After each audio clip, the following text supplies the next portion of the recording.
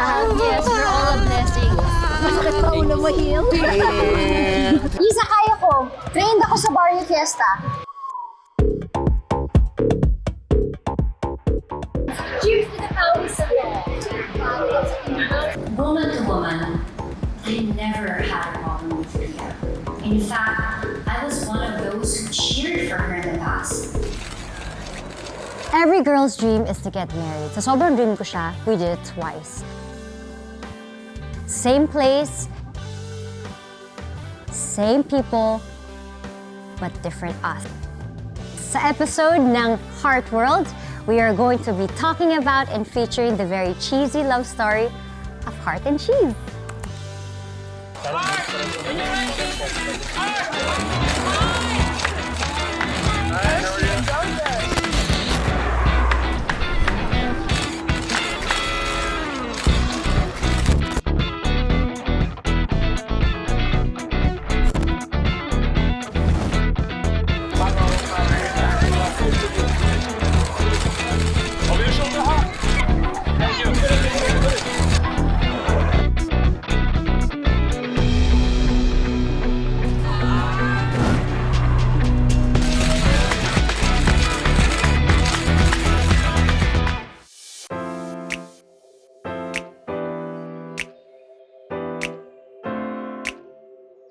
Come what may.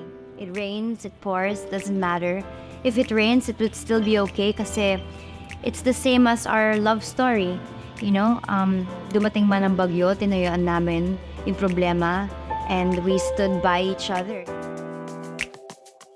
The main motivation for getting married again was, nung una kaming kinasal, I thought I knew what love was, but then hindi pa pala. You are my first, my only, one true love, and you are and you will be my last.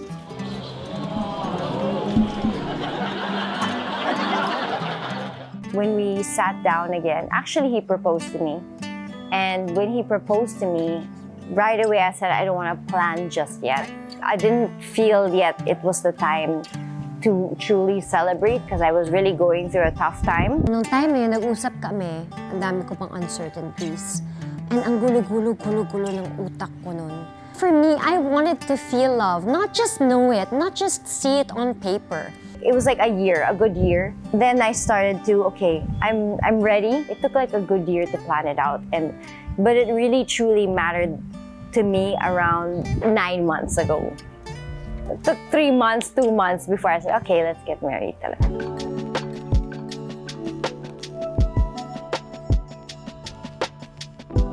Today, I woke up fairly late. So 6 o'clock ako nagising, which is very good. And we have the wedding, we have the reception in Manila on the 17th, and then we leave on the 18th morning.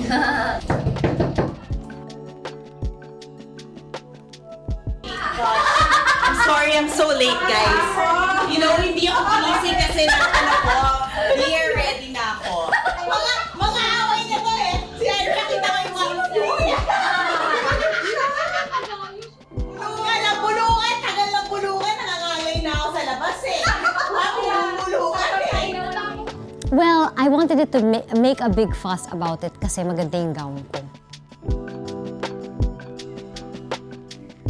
It's a very special moment for Elisa because aside from Scaparelli, they're one of the first house that invited me. Nung una ko siyang sinuot, di siya kumasya sa akin kasi depressed nga ako. So kain ako ng kain ng mga panahon yun. So namumroblema ako kasi ang mahal-mahal.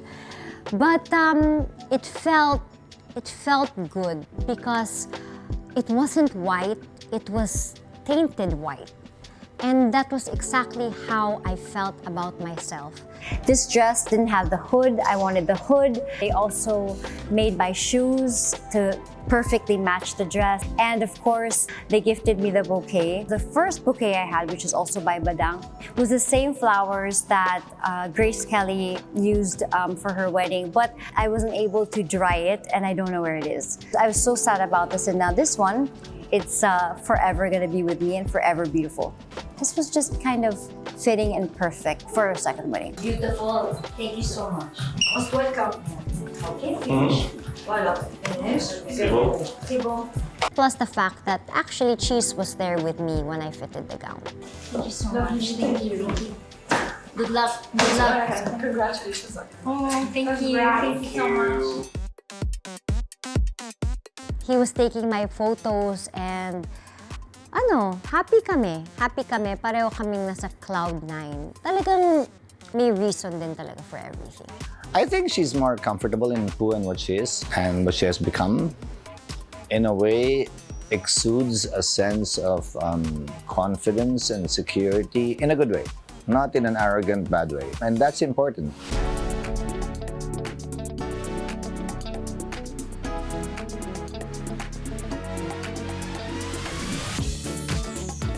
naman ako na-promise kay Lord sa pag-landing na yun. Sabi ko naman kailangan ko pa rin na promise. Welcome to Balisco.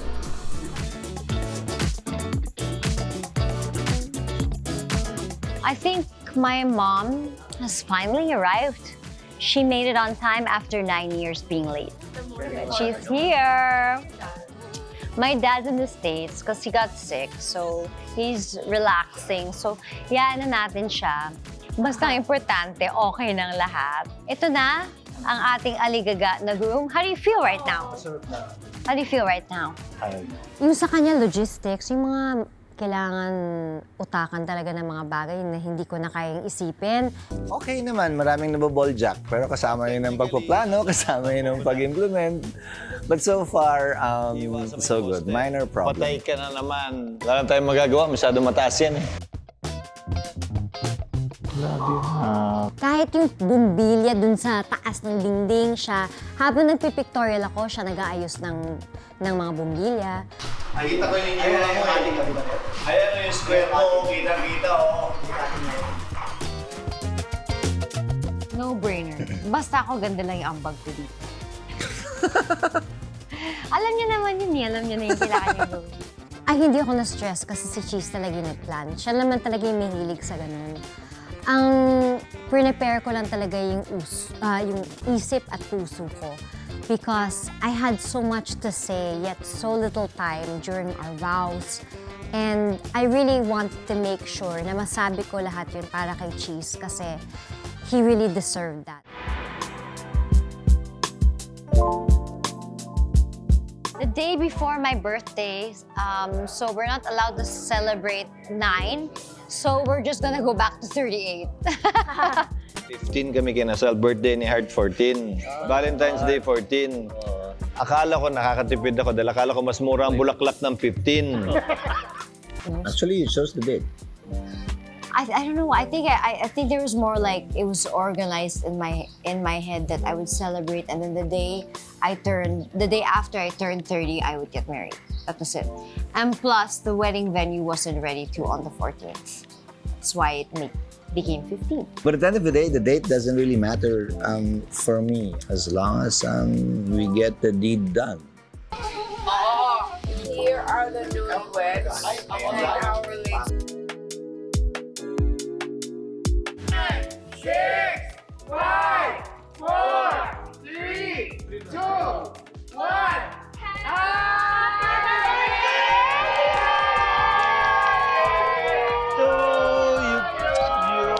Happy birthday to you. Parang sa... Happy birthday to you. Kiki! Hold it like... Cheers! Yay! Thank you! Happy Valentine's! Happy birthday! Thank you!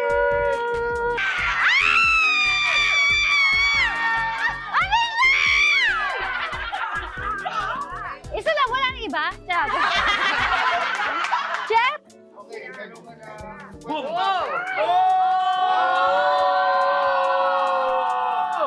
It's a Paraima!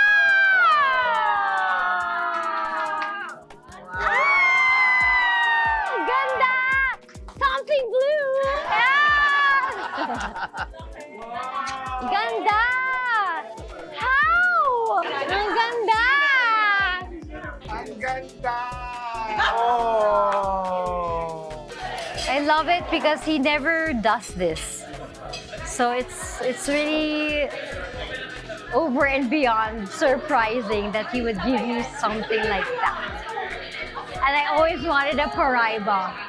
Out of all the birthdays that I've had, I feel like this would be the best. It was such a chill birthday, and it was so special because the key people that mean the world to me, and I really truly believe that they love me also. So it was really special because it was priceless. It was a small gathering. It wasn't anything big, but I like that.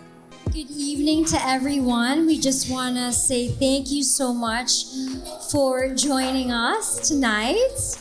Although it is my birthday, it's also Valentine's Day. So Cheese and I have a little something for all of you tonight.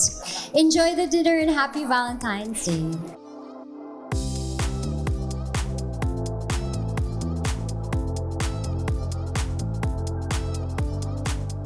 Happy birthday!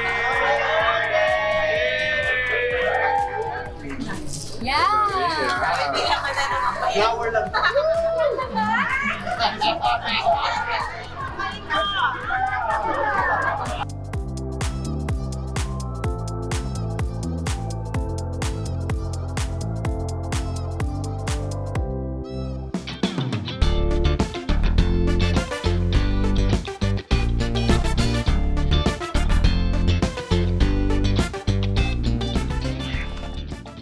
This is it.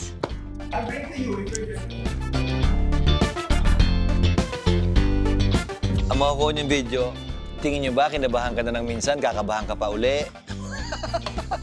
Yung nanay niya, nag-rant? Hindi naman. Sweet na yun na nag-mellow down na siya. At saka sobrang love niya ako ngayon. Ako ang favorite son-in-law niya. Kasi wala namang iba. So happy for her. And I'm happier because I am around to witness this, finally. It's never too late. Nakakatawa siya kasi naka-conscious siya nun. Ewan ko kung naisip niya dahil siya yung naging hadlang dati. We all matured and nakita din talaga niya kung gaano kamahal ni Cheese. And more than even siguro yung love niya sa akin, higit na yung love ko sa kanya pero yung love niya sa akin mas higit pa. Tita, can you do this one more? I'm sorry. The one there? Yes. Oh, we're retired. You can do it, you can do it. Last take na ko. Last take na, last Sorry. And as a mother, I think she felt it, especially with mga pinagdaanan namin sa past. So she was happy to be there.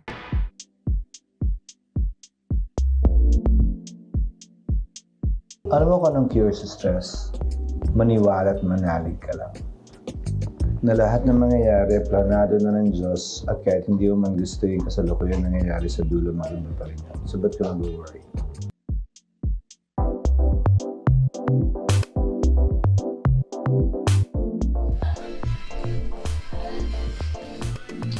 Ano ba? Ang saya-saya dapat natin dito. Dahil nakadalawang beses na pinaiyak mo ako today, ha? Kami mga tao magpaiyak sa bride.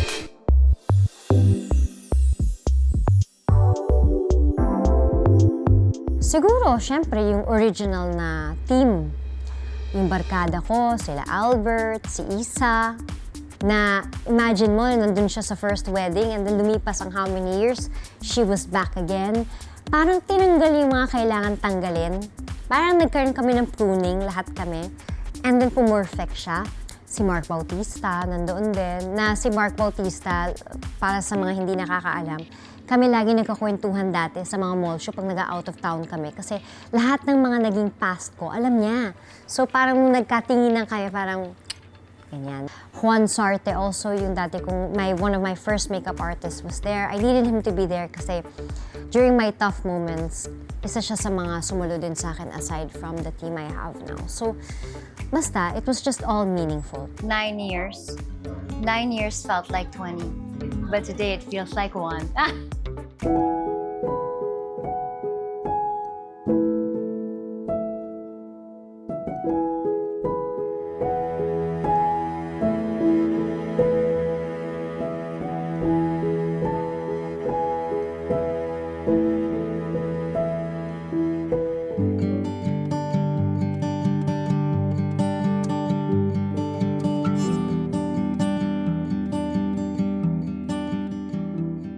It feels wonderful to be surrounded by people who truly and sincerely want the best for the both of you.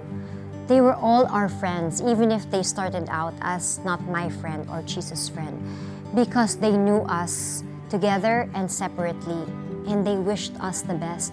So, iba talaga yung feeling na wala kang nararamdaman na hidden agenda, that they were all praying that we would be okay. At this point, I'd like to ask the couple to please rise again and face each other. All right, Cheese, please repeat after me and look straight into Heart's eyes.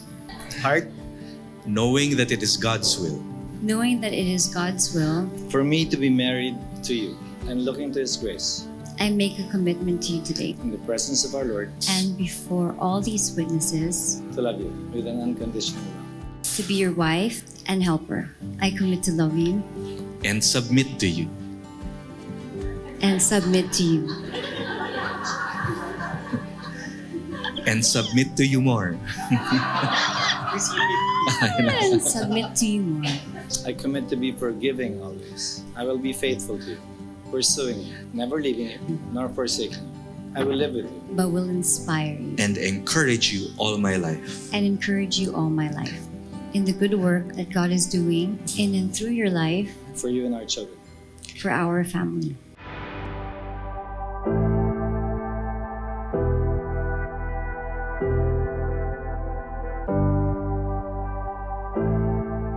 Wala, na for sure this time talo ko yung speech niya.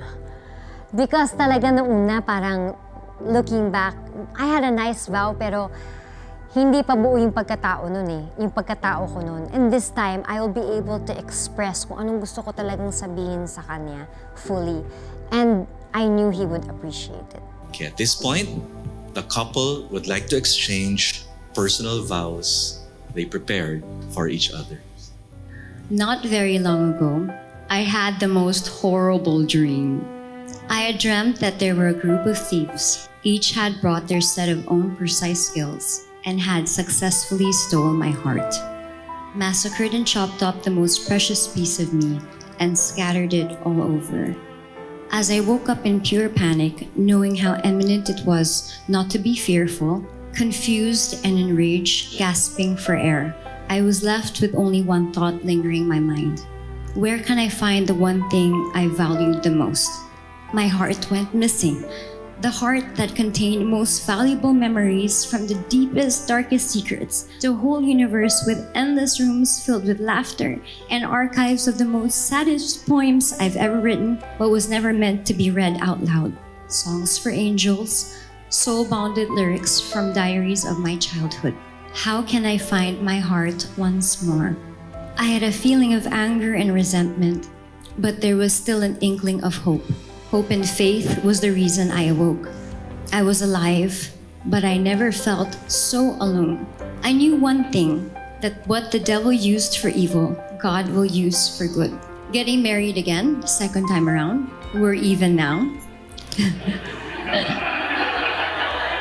Still seems like it's actually my first. And I do truly believe it's actually my first time. Because I knew what love was before, but now I know what love should be.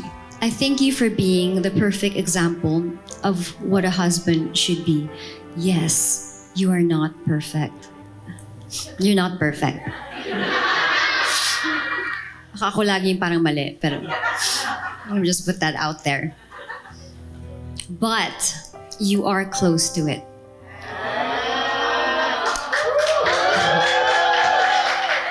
Pwede na. You reminded me of who I am when I couldn't remember. They say earth angels are meant to struggle here and forget their power. And so I shall remind you every day that you have been one of the greatest archangels in my life. Your one true unique power is hidden in your golden heart, and that is unconditional love. That love healed a lot of people around you, and it has healed me. How my life would have been if you weren't around. You are not just a husband, but you are the greatest angel there is. I sold my soul, and you bought it back from me. You have softened all the edges. You've rearranged the stars, and you have pulled them down to where I am. You have proven every word of my favorite love song can become a reality.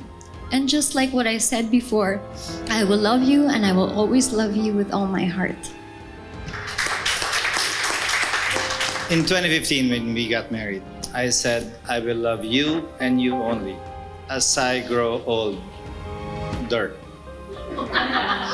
Hiniling ko na sana yung bukas ko maging ngayon na lang, yung ngayon ko maging nakaraan na agad-agad. Sa araw na to, binigay at isinakatuparan ng Diyos yun. Na yung kinabukasan ko, naging ngayon, yung ngayon ko noon, naging nakaraan na. When I said I would love you and you only as I grow older, I can change that now. I promise not only to do that, I promise to protect you from everything that's bad in this world, even from yourself, from myself sometimes. I promise to stand beside you and by your side, even from the sidelines, watching and clapping as you grow, excel, and be who you are meant to be. And I promise to love you as I grow much, much, much older. I love you and I always will. I needed that. I needed to have a realization because what is happiness to you? Is it to make yourself happy or to make other people happy? Or is it to make each other happy by sacrificing sometimes your happiness for them, diba?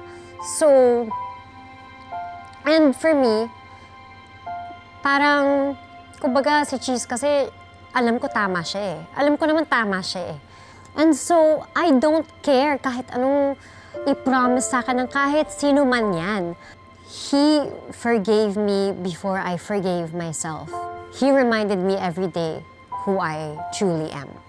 And that's what I needed. I needed to remember who I was, and he never forgot. So, it was talagang such a test of love that led us to getting married again. Through the renewing of your vows, the re-wearing of your rings, by the charge of God, I affirm your marriage covenant as husband and wife. Let's give them another big hand. And Cheese, you may now kiss your wife.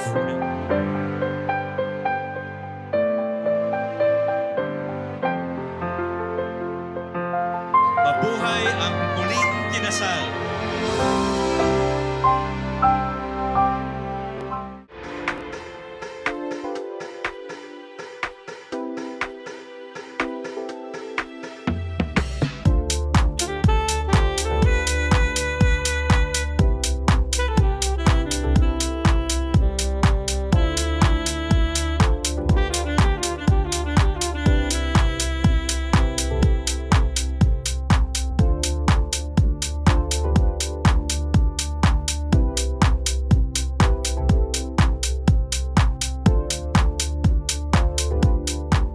Thank you everyone for being here. Karangalan namin na makapiling kayo, makasama kayo, mga tunay na kaibigan, mga tunay na kamag-anak. Mommy Cecilia, welcome. Huli man daw at magaling, maganda pa rin. Kuya, I am grateful for you. Thank you for never giving up, for showing us what a marriage should be, by standing your ground, but knowing when to compromise and acknowledge your mistakes. I'd like to end my speech by a video for someone who holds our heart. Heart, gusto ko sabihin sa iyo naiiya lang ako sa iyo pero sana maintindihan mo ako kaya ako nagpunta dito. Pasensya ka na, hindi kita mailakad uli. Di ba, noon nakaraan, 6 na taon bago ko nakita yung pinuntahan nyo at nagpakasal kayo. Pangarap ko rin na ilakad kita pero hindi ko nagagawa. Eto ako sa Amerika. Papalakas, nagpapagaling. Para siguro, mas maganda na yun. Kung lumakas ako, mas madami pa tayong pagsasamahan. Maraming salamat sa iyo.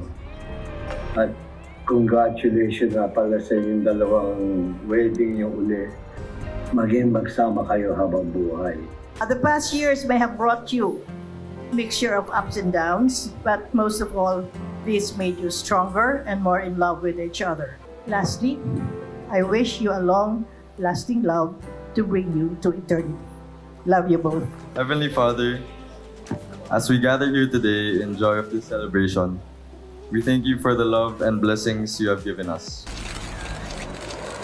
Siguro isa sa mga pinaka hinahawakan ko ng matindi, all of Cheese's cheesy love letters.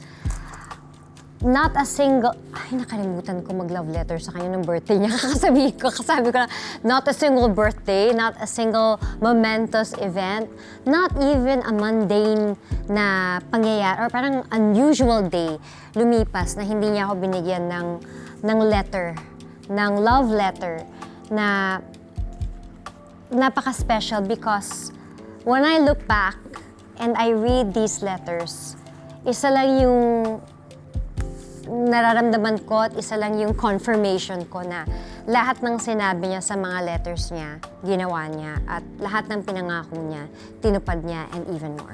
Sa mga may pinagdadaanan, I don't know, baka ito na yung sign that love will always win and it's never hopeless. There's always hope for everybody as long as you love. Love with all your heart. Pero just because masaya kayo, hindi ibig sabihin happy ending na to. Sometimes, yun lang ang umpisa at biglang may masamang nangyayari. But again, everything is for a reason and it makes you realize certain things. No matter how glamorous, no matter how beautiful your life is, some things need to happen for you to treasure the people and make sure you know your priorities in life. Mahirap to pag-usapan and we never really spoke about it. But for the first time, dito sa Heart World, malalaman niyo kung ano talaga yung nangyari. Si Cheese kasi was feeling dizzy. And then nahihilo siya on his hands and then nagnanumb yung paa. They're going straight to the stroke center because the doctors are scared that he might had a mild stroke or he's having one. Kailangan ko umuwi ngayon. Progressive siya. Nagsustroke pa rin siya hanggang ngayon. So kailangan siya katuhin. Please pray. Yes, dear. We'll pray here.